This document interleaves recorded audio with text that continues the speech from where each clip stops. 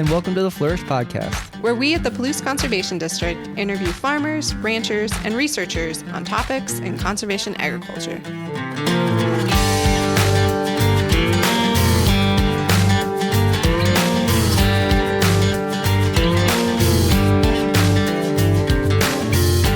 FLOURISH, also known as Farmers Leading Our United Revolution in Soil Health, is a farmer-led conservation innovation project to support the widespread adoption of soil health practices by integrating cover crops and livestock into farming operations. The ambitious purpose of FLOURISH is to not only regenerate our soils, but also our rural communities by creating opportunities for younger generations to return to productive, sustainable farms. On this podcast, we bring you updates from on-farm trials, research findings, and advice from farmers. Hello. Thanks for tuning back into the FLOURISH Podcast. I'm Ryan Boylan, the host of this podcast, where we focus on interviews with farmers participating in the FLOURISH on-farm trials. If you haven't already, be sure to check out our previous episode to learn more about the FLOURISH project. We interviewed Jason Bishop of Living Heritage Farms, all about his idea for FLOURISH and how it all got started. After that episode aired in November 2023, we hosted a FLOURISH participant meeting with all 26 producers that are part of the project. We discussed our first year of trials, the preliminary data, and what we're looking for the year ahead. At that meeting, it was great because we got a lot of questions, mainly things focusing on extracts and cropping insurance. We wanted to dive deeper into some of these questions with this podcast, so we sat down at the Spokane Conservation District in early December to chat with Josh Riddle, a farmer in the region and a participant in the FLOURISH on-farm trials. We got to talking and took a meandering path covering so many topics that we decided to split our conversation into two parts. This is the first part where Josh shares what got him into farming, cover cropping, and other alternative cropping practices, as well as some ideas as to where farming could go in the future. I'm here today at the Spokane Conservation District office with Josh Riddle from Farm It. Thanks for joining us today, Josh. Yeah, no problem. I was wondering if you could just tell us a little bit about your farming operation, maybe where you farm, how much precip you get. Yeah. So I farm out on the Peone Prairie and then up into the Colbert area, which is known as Big Meadows. My farm's not your normal farm in the sense of I actually was kind of going through these questions last night you kind of prepped me with. And I got rid of some land this last year, which dropped me down to 100 landlords. So that's all. And I'm saying 100. And that's actually, land chunks that are, so usually there's two people to each landlord, I call, property. So probably I'm close to 200 people I deal with every day that are owners of the land. So that's a little bit of a different experience for us than most farmers. And then up there, the average size of my ground is 20 acres. So we've got quite a few tracts that I spend a lot of time moving. I'm in the public eye, and I'm a fourth generation farmer, but I had to start on my own. I moved away, went to college, and then moved away and did some work with youth, and then decided I missed the deer and the trees and the four seasons and said, I got to come back. And my grandparents were like, come back. And so when I came back, there just wasn't enough money for two families. My dad couldn't support a whole nother family, and I'd just been married and had a baby on the way. And so I started out, with a tractor. I went and bought a tractor and a rototiller and a bush hog. And my business started from there, where I went around and took care of all these 10-acre tracts in Spokane that were starting to pop up that no one wanted to farm anymore. And so I would just go in, plant grass, mow them. And it was kind of like a glorified lawn care company is what I told people. Like, I get to drive a tractor and you push a lawnmower. You know? And so just from doing that, bigger clients came along. And so there was one family was in particular, the Millers, that were really cool. They said, hey, we have 100 acres. We can't get anybody to farm it. We'll pay you to seed it to grass, and you can just do whatever you want to do. We just want it not to be weeds. And were you haying for a while? So at that point I hadn't. I bought a harrow bed for a little while, tried to do some custom hauling, and this is like early 2000s. The hay price hadn't hit its big spike where it finally started like, oh, we're going to get $150 a ton. We're still back in the $100 range. And my dad's operation currently at the time, he's like just tough. He's tough as nails. They're still out there hand picking the bales. So as a kid, I grew up I always tell people I will never do square bales again because I'm allergic to them. And they're like, what do you mean you're allergic to bales? And I say, well, when your dad farms 640 acres of dry land hay and you and your brothers go hand pick it all. And we had pretty good ground. So we were doing a lot of second cutting. It was a lot of fun in the sense of we had 3 picking crews. So we had our buddies out there. And so we got to like really have a good time, but with it was a lot of long days in people's barns. You know, and you're just like throwing bales around and the dust and the heat, and you're just like, I just want to go play baseball or something, you know? Yeah. So then when did you start growing wheat or?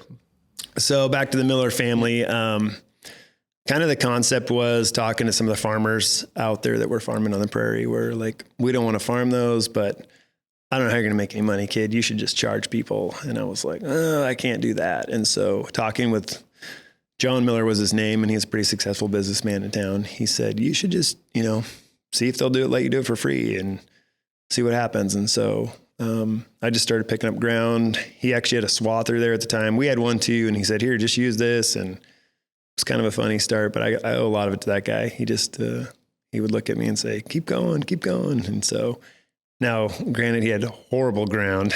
It was like a pH of 5. We got like a ton of the acre hay, and it was steep and rocky. And so I just kind of look back and I still farm their place. And, but from there, just kind of the dream of, I grew up on a wheat farm. So we were farming about, I think at the time, 1,700 acres of wheat. And then we had the 600 acres of hay. And so I loved harvest. I mean, it was just a fun time. And so I finally went and bought a combine one day and put in some oats and said, I'm going to start, you know, my dad thought I was crazy. He's like, there's a reason why we're doing hay now. You know, wheat prices have been so bad. And so it was kind of funny. The second year I had some pretty rough ground. So I knew that I could probably hit protein with DNS. And so I put some DNS in, and it was like the second year into farming, I hit the $15 wheat. Really? Yeah. And I was like, I love this thing. Yeah, like, this is amazing, you know? And so, yeah, that's kind of, so from there, just the land just kind of is slowly, you know, picked up more and more small acres and just kept doing it, and got to learn to say no. I kind of shut my custom business down because I couldn't do it all. That kind of started into where we would seed all the time, and then we were spraying properties, and which is kind of what also led me down this road that eventually, you know, we're going to talk about, but just spraying all the time. I started to feel crummy. Yeah. And kind of a side note, I actually went through a battle of cancer, and it had nothing to do with spraying, come to find out, but it was a genetic mutation that I was born with. And we just found out at that time too, my daughter had it. Oh, wow.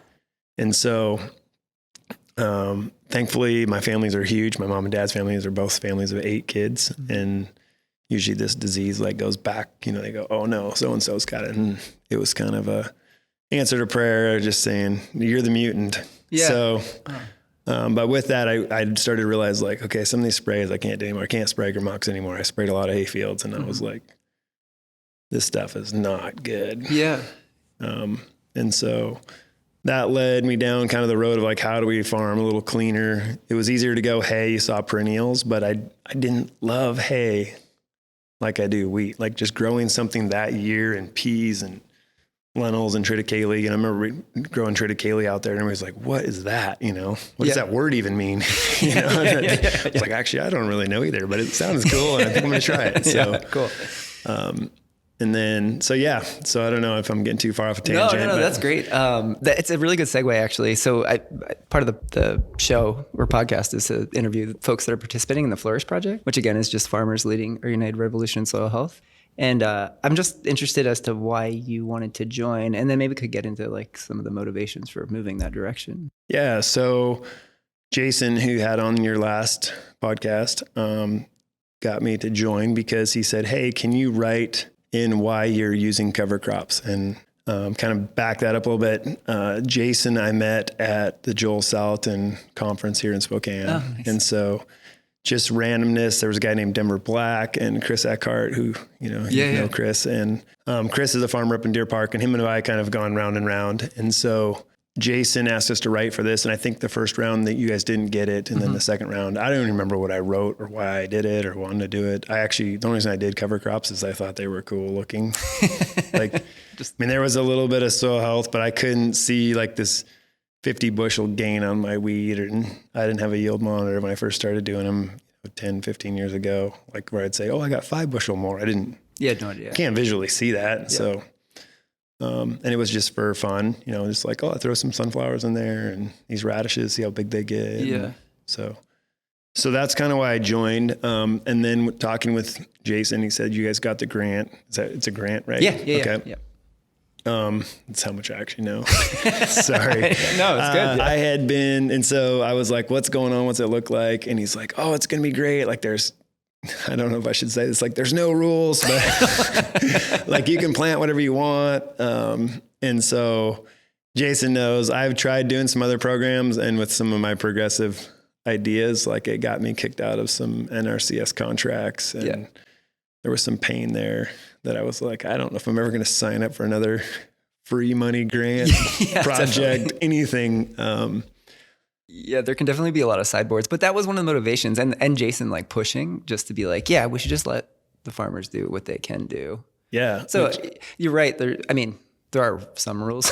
Yeah. But we're just trying to let you guys do whatever work for your farm. So yeah, so that's really probably how I got involved. Like it was just like because Jason and meeting him years ago, and yeah. So you sort of touched on this a little bit, but wanting to get away from spraying so much was like sort of a motivation for like going down this path, whatever you want to call it. Yeah. So maybe back it a little bit further back, going through the health stuff. Oh yeah. Is where things kind of started to come and it's kind of the perfect storm. I feel like life comes at you in these waves, and it's like you climb the mountain or you sit there and you don't climb and you don't learn anything. But while that mountain was going on, our local EPA fella showed up and started putting the hammer down on some of the farmers because we had an environmentalist in our neighborhood that moved on one of these 10-acre tracts, and he made some pretty outlandish statements. And being farmers, and we tend to not be very network oriented, where we should have probably all of us should at the time gathered together and made a plan and said, here's what we're going to do. And these aren't necessarily true statements, and some might be, but we don't, there's no proof. So I was pretty scared. I was like, dang, dude, I don't want a $10,000 fine. They were coming in threatening farmers with $10,000. Every day there was mud in the water. They could find any, and it was like one of those things that I'm like, $10,000 would sink me. Yeah. And so I kind of was like, I can't do this. So I left actually on a trip back to DC for health stuff. We're kind of lab rats, my daughter and I, we joke about it, but they go poke us and test us and like to see what's going on. And so when I was going back there, I was just Googling like crazy on how do you find good no-till tactics, or what are ways to not buy fertilizer. And that year also I'd kind of run into where we'd had a drought the year before. I'm trying to remember. I think this was 2007. Should have wrote some notes down, but we had a drought.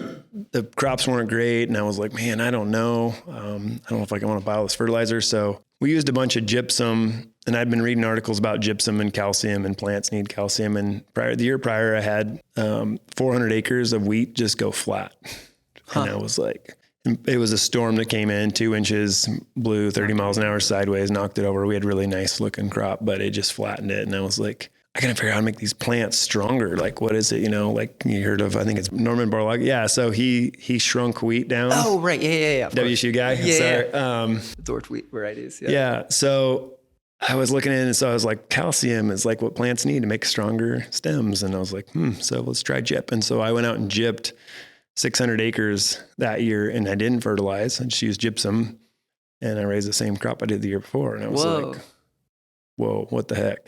Kind of made my mind explode, but I was going through a lot at the time. And so as I was also Googling, this guy, Gabe Brown, popped up, and I'm talking, it's like an old school video. It was on there. I try to find it every once in a while, and I'm like, I don't know which one I watch, but I started seeing videos of his stuff, and Elaine Ingram was popped up a couple times, and they were like showing these slides of like organisms, and he made some statement in there, and it's always stuck with me. And it's kind of what one of the things is, but there's in 2 handfuls of healthy soil, there's more living creatures than on top of all of the earth. Yeah. And I was like, what the heck? And so I called Chris Eckhart, who farms up in Deer Park. And I said, hey dude, like I'm thinking about going no-till. And he was like, dude, no-till, no yields, you know, and I was like, I know, that's how I feel too. You know, we have plows for a reason and these big tractors, you know, let's let it rip. And, but I said, hey, check this out. I got to go to DC, watch this video and just see what you think. Like, I can't stop unseeing it. And like, it just makes sense. And so I kid you not, this is a hilarious story, but I land and kind of called him because I was like, you know, hey, how's it going? What'd I miss? You know, kind of that farmer, like what happened when I was gone? You know, what's been going on in the neighborhood? How the crops look? He's like, get over here now. Like, you got to get to my house right now. And I'm like, I just landed, buddy. And he's like, no, I'm serious. Like, drive to my house right now. And so I looked at my wife and kids, is like, yeah, I'm actually going to get in the car and I'm heading out. And they're like, really? And so I drove to Chris's house and he's got a microscope sitting on his counter. No way. And I'm like, what? And he's like, you got to see this. And I was like, really? And he's like, it's real. And so I was looking at his microscope and he had a little camera on there and was up on his screen and little creatures are going around and eating each other and poking each other. And I'm like, oh, wow. He goes, so that's the field that it's over there by the fence row down so-and-so. And it's really good land. And he goes, here's my other field. And like the screen like had a quarter of. Oh, really? And and it was shocking. You're like, where'd they all go? You know? And so that kind of started us down this crazy road of like, what do we do? You know, throwing paint on the wall, like, okay, maybe, but then still trying to make a living because we had no idea what was going on. And I wasn't going to run cows around all my houses and he wasn't going to put in fence. And so. Yeah, that's cool that you guys were talking about like having plows for a reason. And then once you see it, you're like, oh, maybe we should make a change. Yeah. Like, or what do you do with this? You know, how do you even find, you know, time to research this or what? Yeah. So some of that stuff we found out and then we kind of went on the back burner and now, because I mean, that was back in 2007. Yeah. So here we are. So can I just circle back really quick? Whatever happened, so you applied gypsum, maybe then converted to no-till, but did the EPA get off your back at some point? Yeah, so I still stayed under the radar at the time. And actually I called the local Spokane Conservation District and talked with Ty Meyer. They had bought a no-till drill at the time. And so I started trying some no-till. And funny story was at the time as this is probably 2010, 13. Time's going to kind of fly by there. But my grandpa sat on the board here. Oh, no way. And he talked to me about guys like Tracy Erickson. And they went up there and dumped like a whole tanker load of water on the hill and it disappeared. And like, you got to try this. And I was like, no, Grandpa, like that's not going to work here. You know, but that's all I was ever told though, too. Like every farmer in the neighborhood said that doesn't work here. It doesn't work here. Works there, but won't work here. And so Ty had a project and we tried it and, it made sense, but I was like, dude, at the time I was probably farming 1,100 acres, cannot afford a quad track and a cross lot drill. Like, so now what? Yeah. And, I lost track where we were going. No, it's okay. So it sounds like, yeah. So, so back to gypsum, that's what it was. So we started the biofarming group also shortly after this with Ty at the Conservation District. And, I was telling my story in there and they were like, calcium. And so you start that kind of led us down this road of like, whoa, calcium. And how do you get calcium? And I was like, well, I use gypsum. And there's a lot of people that say, well, it won't change your pH. And kind of circling back to Gabe Brown talks about if your calcium's tanking, your pH is coming really quick behind it. Like if you can start to see that. And so I was like, ooh, this is an interesting concept. But we were having issues at the time also trying to get across the acres with gypsum at 200 pounds and then work the ground, seed it, and then still doing what we were doing. It was like, this isn't very efficient at the moment. Yeah. So, okay, I guess like going no-till was like one step, gypsum was another one. And then now you've gone like. Yeah. So no-till went to no yield for Josh. Everybody's like, hang on 5 years, you know? So during that time, I had tried fish emulsion, I got kicked out of an NRCS program for that. I had done cover crops, lost crop insurance over that, and been audited a lot. So I'm excited for new growers, or not new, but growers that are going now, because it's coming. I remember having the crop insurance guy they audited me, and they're like, you're doing cover crops and you did fish for fertilizer. Like, this doesn't fall in conventional farming and you don't qualify for insurance. So we were going rounds and rounds, and the guy came out from the Midwest and he was blown away, flying over and then driving through town. He's like, people in the Midwest would go to jail farming like this. Really? And I was like, that's pretty extreme. And I don't ever want to tell people how to farm. Mm-hmm. I'm really not that way. Mm-hmm. I think it's everybody's journey, and there's totally different styles. And then how do we feed the masses? And, but he said, he kind of basically, long story short, was like, hey man, you're really progressive, and their crop insurance isn't out this way, isn't set up for that yet. And so kind of hearing in our Flourish meeting that they were saying crop insurance is changing and cover crops is now being recognized. And so that part's super exciting for me to see that we're coming. So the complications between cover cropping and crop insurance is a pretty common conversation when you have a bunch of farmers in a room. Typically, folks that farm in areas that have less precipitation have bigger issues with this. Regardless, after Josh and I talked about his motivations for cover crops and all the other conservation practices that he's incorporating in his rotation, we started to talk more about his motivations to improve food quality, as well as the gut microbiome. At some point, you'll hear me mention a book. I call it You Are What You Ate, and that's not actually the title. I was referring to What Your Food Ate by David Montgomery and Ann Beakley. It's a really good read. It has a lot of cool ideas, and we actually started a book club in our office to read through it last year. Josh and I also talked about the disconnect with where our food comes from and how we can get more people onto the farm. So some of my motivation now is there's a lot of it's actually our quality of food, and realizing that food heals is a topic. I would say if you are not sure you believe that, like, come talk to me. I'll give you one of my kombucha scobies, and you can drink kombucha and make your own style and flavor. And it sounds super cheesy and hippie. But it's amazing when you start to realize your gut changes. Mm-hmm. And last night, actually, as we were staying, this kind of like a side topic is, people are always like, why do you farm? I'm like, well, it's in my blood. Like, it's imprinted in my system. They're like, yeah, go farm. It doesn't make sense, especially where you are. Like, you should just go try to find a farm somewhere else and work for somebody. But I was actually sitting there going, I wonder if farming's in my microbiome. Oh. Because you start to realize the power of microbiome, and we see it in the soil and the rhizosphere. And if you think of a kid, like, how much dirt did you suck in and inhale? And when you're throwing hay it's bales generationally, around? you know what I mean? Like, versus someone that is families that have been moved off the farm for generations. And so this is maybe I love it. Keep going. But it's a side topic. But the more I thought about it, I'm like, this makes a lot of sense. And Chris and I have had these conversations a lot, and I feel like he should maybe even be in here. Maybe another time we should. I would love to do that. Grab him. But there's so much with your microbiome in your stomach, and seeing it just through eczema as a kid to not having it later on to just really, for me, I felt better. Like, it was crazy, the difference of just, and then as I started to eat a little bit cleaner and healthier food, I started going, dang, like, I tried to go eat McDonald's and I was like, oh, you feel awful.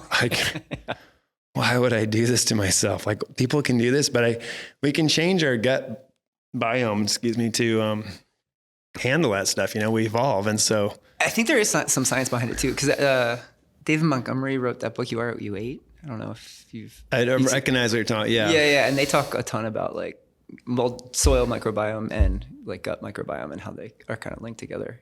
Yeah. I'm not an expert by any means, but yeah, I think there's something. Yeah. So I don't know. That was kind of I think maybe that's gonna be my new go-to answer. Like, it's in my gut. It's in my microbiome. It sounds cooler than saying it's in my stomach. Yeah, totally. But I mean, And to be honest, maybe there's part of me that hopes that that's a real statement, you know, that if I can get more people on my farm, more people in my cover crop fields, more people out with the cows and just animals and seeing that.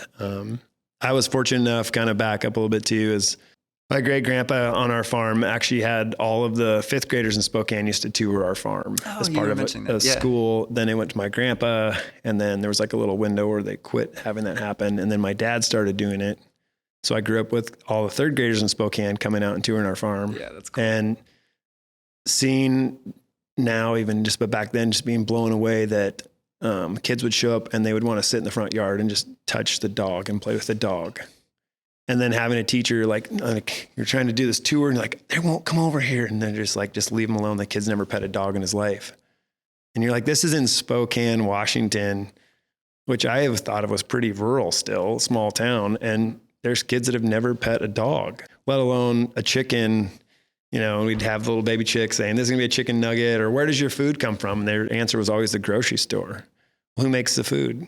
The grocery store. You know, like just that disconnect of being off of the farm. And it's for us farmers, like we have to realize like, that's our job. You know, we kind of get this hermit style where we like, I got to protect our little kingdom. And I'm just trying to survive because farming is tough, you know, like, I don't ever want to sound like a complaining farmer because that's what some people say. We just complain about the weather, the price, this and that. But there's things that are out of our hands that we have no idea. Like, you know, you can't control the weather. You can't control how much water you get. You can't control the price. And those things we probably need to work on fixing. And you can't, you know, why do we raise so much wheat?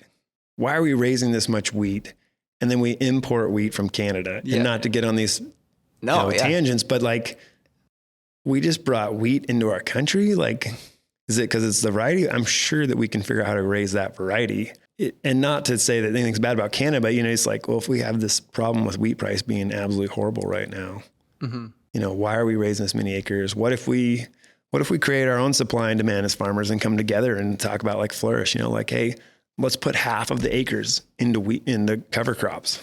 Yeah. If we're going to save the planet and move forward by using things like cover crop. And, you know, I don't buy into the whole carbon credit world, even though I have a company that has that in the name of it on the side. But I think that it's like Dr. Jonathan Lundgren, we just listened to talk, that I do believe they're going to measure the life on our farms. And I will say with cover crops, hedgerows that I've tore out, to putting back, to just letting areas not be farmed anymore because they weren't worth farming. The life that's there is shocking. Yeah. Like the cows now having birds landing on their back. You know, like I don't remember that as a kid. I don't remember digging in our dirt and having worms. And now I've got worms out in my fields, you know, and do I have an idea of like how many I should have at this moment? No, you know, there's guys that do that, but I think there's things like the cover crops and you walk out there and it's the end of September and it's 19 degrees and I'm still hearing bees buzzing around, which they shouldn't be out there, let alone I'm like, where did these all come from? They weren't here last year. So just like the community of insects that we saw in the cover crop fields last summer, Josh and I got to talk a little bit more about his farming community, specifically the Rouge farmers. I'll let him explain. Jason, Chris, and I have some funny stories. Like we delivered triticale to the coast while we went to a conference over there about bread making. Nice. And we thought we were pretty cool. And one of us, it probably was me because I've got some dyslexia, but we wrote, instead of the Rogue Farmer group chat, and there was like a couple other guys in it, it was Rouge. And so I'll just take credit for it, even though I don't know if I did it. Yeah. But yeah, so we've just had these like constant things of like the Rouge farmers, you know, because we were doing things that were off the wall and crazy. Yeah. But that's awesome. But that part of it, I believe farmers have to get back to. Whether that happened at the coffee shops, I didn't have that growing up. We were a pretty small community. We were a little bit of a community in ourselves that we had so many kids on the farm working. But it is interesting. I see like smaller groups like the Rouge farmers in like all these different places too. So I think it does happen. Maybe not in the coffee shop, but So even like at the Flourish meeting, like it was actually really fun to be there. And the conversation, you guys like just let it kind of roll, and it got a little sideways here and there. But at the end of the day, 45 for me, kind of midlife going, and maybe midlife. Well, that's to be determined. But just going, why am I farming? Yeah. Like, why am I farming a crop that could be worth really $10 an acre if you took all the subsidies and crop insurance and all the inputs and the overhead, the things that farmers don't even really want to talk about, the costs and the costs of the hours we put in. That I think, what was it, Lundgren that said, you know, you could plant one pumpkin plant in the whole field and you're going to get your $10 an acre. Back, you know, it's like that. Those things do resonate a little bit. And I know there's some, you know, where I farm and like some, I always call it God's country down in the Palouse, you know, where you guys can raise 120 bushel wheat day in and day out. That's for me, it's like, it's still, there's that question of like, why are you doing this? And we, as farmers, or I should say as Josh, probably theology by Josh, is that like, I sat in a lot of meetings and a lot of trying to get my chemical credit hours in every year and just got fed the same stuff all the time and just bought into it. And we all find people don't like to be uncomfortable. And so you go find the guys you're comfortable with. So you might be in the tillage group, you might be in the no tillage group, you might be in the min-till group. But I think that the reality is that farmers, if we look at all these things that are coming down the pike, farmers are low hanging fruit. And they're easy to pick off and easy to point out and say they're wrecking the world. Like I still, much as Kiss the Ground and Big Little Farm, and I haven't seen the new one, Common Ground, but so many of these are saying it's farming. Farming's the problem. And I'm going to go, it's culturally the problem, maybe. You know, like we as Americans have come into this country and done what? Since we've been here, day one. You know, we made the local indigenous people sick. We tried to farm a certain way. They had to come back and say, hey, here's how you should do it. Saved our butts, you know?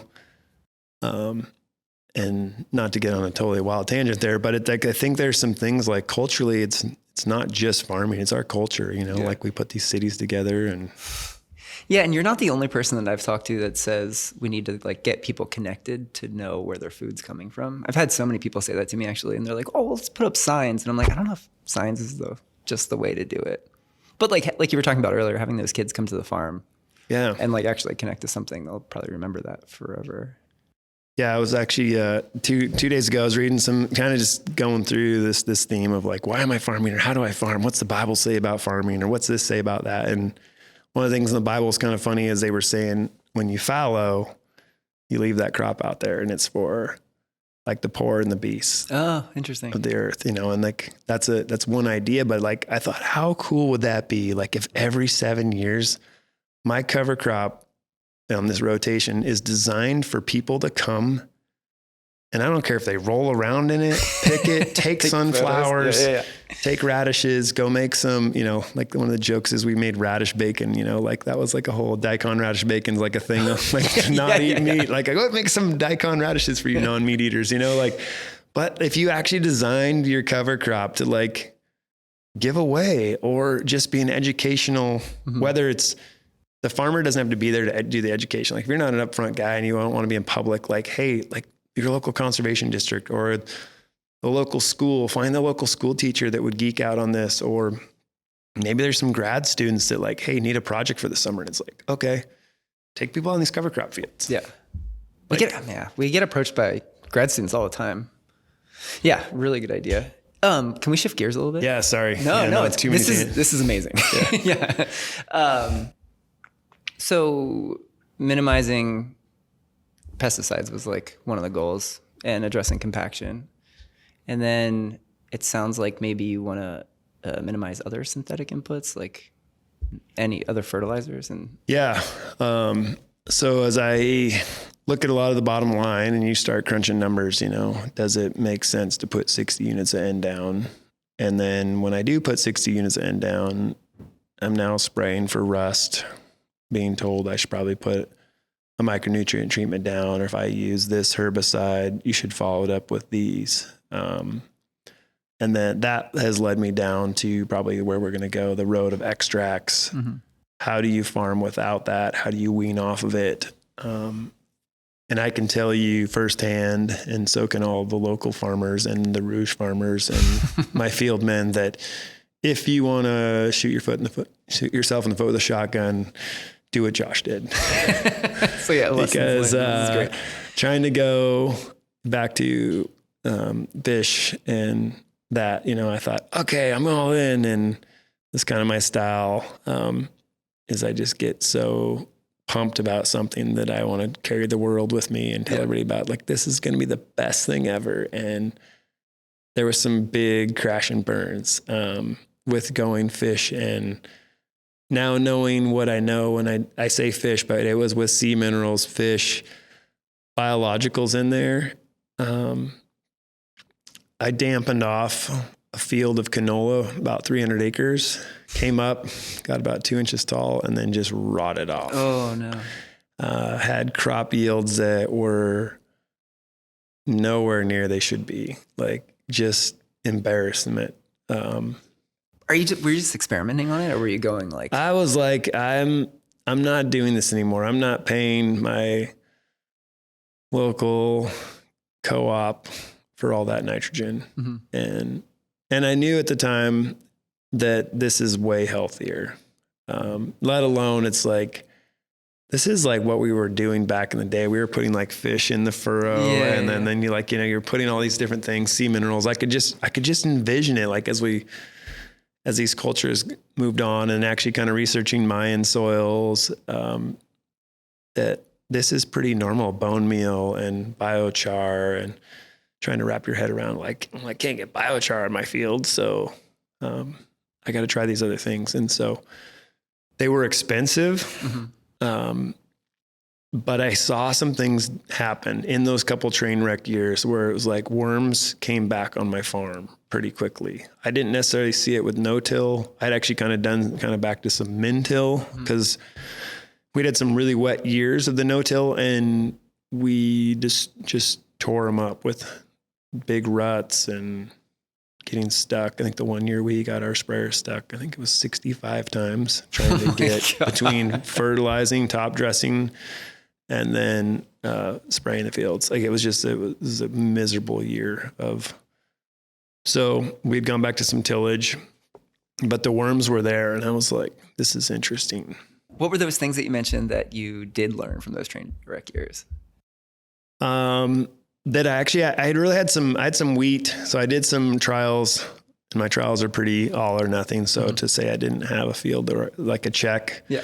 I went back to the gypsum, put down some fish, and had wheat stalks that were like just thicker than thick. And I haven't fact checked this, but at one point somebody said that wheat is actually should be almost a hollow stem. I mean, not hollow, should just be like a stalk. There should be no hollow stem in the wheat. Oh, interesting. So I haven't fact checked that, but we've gotten some pretty thick stalks now out there in the wheat, and some guys can tell you that. I also saw nutrient cycling happen. I didn't have the terminology, but I was like, man, that field has no straw in the spring left on it. Like you could see the standing stubble, but in between there, it was like, that stuff's disappeared. Like where'd it go? Was the yield not there? Did the combine do a really good job by blowing it up, or like what happened here? So those things were starting to, like, in my brain go, okay, there's some changes here. It was a fun story, kind of going back to them in the public, to be able to say, this is fish. Yeah. It stinks really bad, but this is fish, you know? Yeah.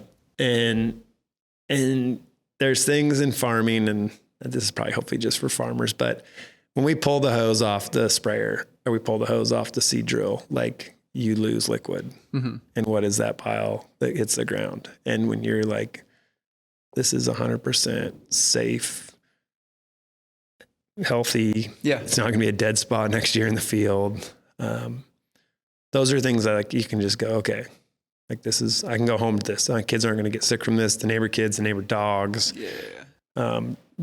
the birds, the animals, seed treat's been one. I actually, if you kind of back it up too, I started pulling seed treat off my seed almost 10 years ago. Oh, wow. But I would have to buy it from the local dealers because we'd run out or we didn't have enough to clean that year. We'd have pink seed treat back on our seed, and the canola, we had it on there. The lentils we bought had it on there, things like that. But now knowing what's on there, you're like, man, that shouldn't even spill on top of the ground. Right. You know what I mean? Like, and I hate saying these things because the wrong ears it falls on. But like you were saying earlier, though, everybody has their own situation, and I don't know. Yeah. You're deciding to go down that route, and I think it's a good... Yeah. And so, for good reasons. And I just think of our farmers, like a lot of guys have a pretty rough end of their life because of cancers or this or that, Alzheimer's. Mm-hmm. And my hope is that this newer generation will be like, wear rubber gloves with that stuff, wear a mask. I don't know how many years I didn't wear a mask, and you're filling the drill and you're back there, you're about to run out. So your head's in the drill and the dust, you're just sucking it all in. You're just jumping in and out of the tractor. And so there's a lot of that stuff that just being naive, that we had no idea that how bad it was, or could it be bad, or can we, my hope is we can start changing some of this. We can detox our bodies, hopefully, as science goes, like if food is healing, which I do believe now, that can we be doing things like fermented kefir and, just fermentate, whether it's even they're talking about fermented composting and, teas and like, if you can start growing these things and getting our guts back in order, then, can we start detoxing our systems or healing? No, I do like that idea of, healing ourselves through the food we eat. And I think that's one of the biggest motivators from what I've been hearing too. One is you want to leave the soil better. A lot of people say leave the soil better. It's just maybe the right thing to do, but then also growing better food is another good way to go. That was the first part of our conversation with Josh Riddle. We'll be releasing the second part in a couple weeks, so stay tuned to learn more about the good, the bad, and the ugly of extracts, as well as learn about Josh's experience with roller crimping, worm castings, and other cropping practices. This podcast was brought to you by the Palouse Conservation District. Funding is provided by USDA's Conservation Innovation Grants Program. To find out more information, check out the Flourish website at inwflourish.org. Thanks so much for listening, and keep an eye out for our next episode.